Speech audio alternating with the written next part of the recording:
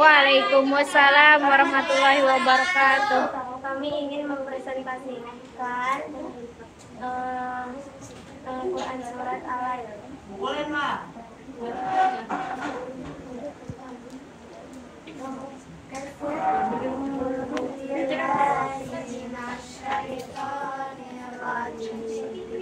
Bismillahirrahmanirrahim.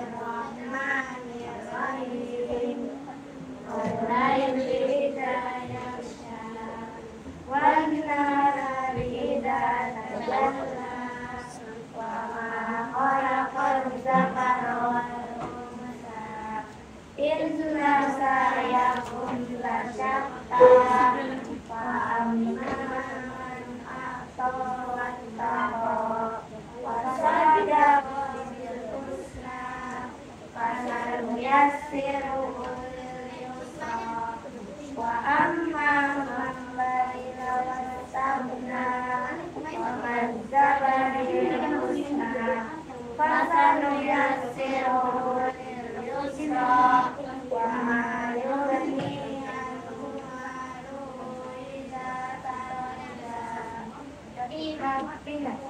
Ini mempergunakan cahaya siang apabila terang dan demi pencipta laki-laki dan perempuan, sesungguhnya usahamu benar-benar beraneka seragam. Siapa yang memberikan hartanya di jalan Allah dan bertakwa serta membenarkan adanya balasan yang terbaik, kami akan melakukan bagiannya dalam kemudahan kebahagiaan. Adapun orang-orang yang kafir dan merasa dirinya cukup, tidak perlu pertolongan Allah serta mendustakan balasan yang terbaik, kami akan memudahkannya menuju jalan kesesaran, akan tidak bermanfaat baginya apabila dia terlapis. Pada ayat pertama dan kedua, Allah Subhanahu wa Ta'ala bersumpah atas malam dan siang hari. Pada malam hari cahaya meredup dan menerangi alam manusia pun telah berhenti dari aktivitasnya dan beristirahat. Pada pagi hari cahaya menyinari alam semesta dan manusia pun memulai aktivitasnya. Pada ayat ketiga, Allah Subhanahu wa Ta'ala bersumpah terhadap makhluk ciptaannya, yaitu laki-laki dan perempuan.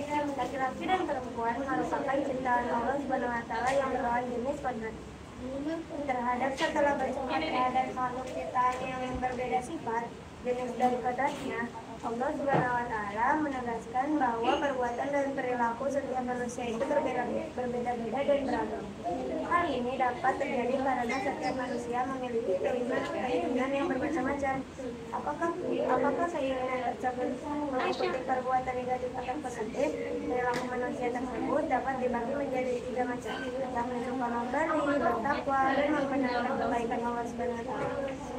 Perilaku pertama, suka memberi selain mengerjakan zakat sebagai kewajiban, ia akan melaksanakan sunnah seperti sedekah dan sedekah dengan memberi orang yang kurang mampu, anak yatim, miskin dan sebagainya. Infak dapat dilakukan dalam bentuk uang, barang atau tenaga.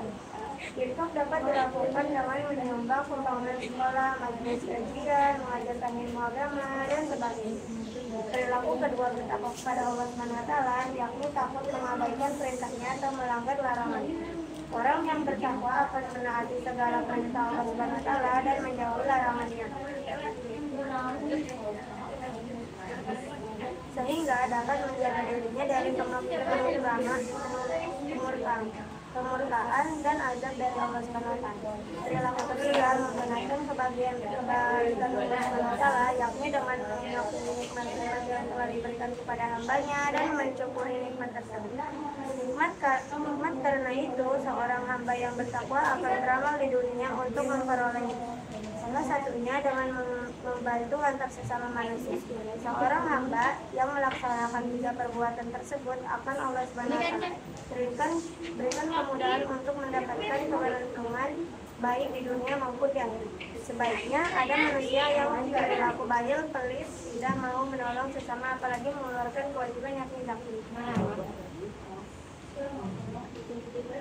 Sebab turunnya ayat Al-Quran surah Al-Ain adalah menceritakan tentang Al-Hasan bahwa ada seorang yang mengumpulkan rumah yang menjual rumah tetangganya yang fakir dan menanyakan.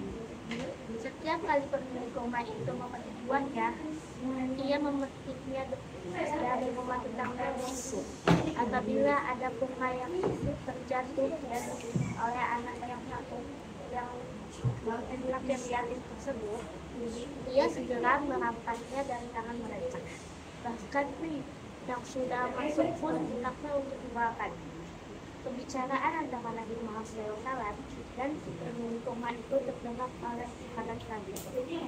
Ia langsung menghadap Rasulullah dan berkata, seandainya pohon itu menjadi milikku, apakah tawaran itu tidak berlaku bagiku? Rasulullah SAW pun menjawab, ya. Maka pergilah sahabat menghubungi pemilik rumah. Pemilik rumah kata, apakah engkau tahu bahwa Nabi Muhammad SAW menjadikan rumah sebagai dasar rumah mayat? Kemudian sekolahnya ditambah murid. Aku telah kata tawaran beliau. Aku banyak mempunyai pohon kurma, tapi tidak ada yang seperti itu. Sahabat Nabi bertanya, apakah engkau mau menjualnya? Ia menjawab, tidak, kecuali apabila ada orang yang sanggup memenuhi kebutuhanku. Tapi masih tidak ada yang sanggup.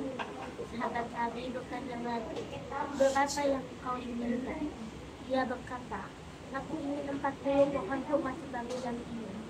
Dari kejadian ini kemudian turun Al-Quran surah Al-Ain yang menunjukkan perbedaan kedudukan antara orang fakir dan orang dermawan, membedakan antara orang yang percaya akan balasan di akhir dan orang yang tidak percaya akan balasan di akhirat, serta antara orang yang akan mendapatkan kemudahan di hari akhir karena kebaikan di dunia dan orang yang akan memperoleh kesulitan di akhirat karena kebahilannya.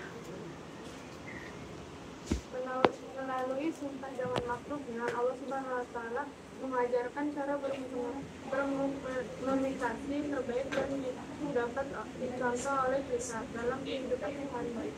Bersumpah atas nama makhluknya bertujuan agar pesan yang disampaikan dapat diterima atau mudah dipahami oleh lawan bicara.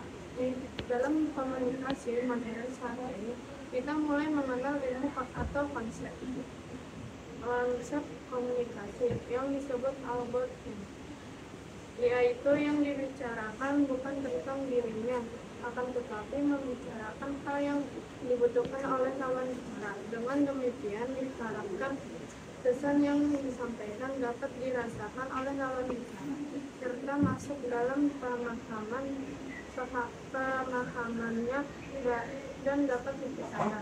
Surat Al-Ain juga menjelaskan tentang perbedaan antara orang yang suka bersedekah dan orang yang bakhil.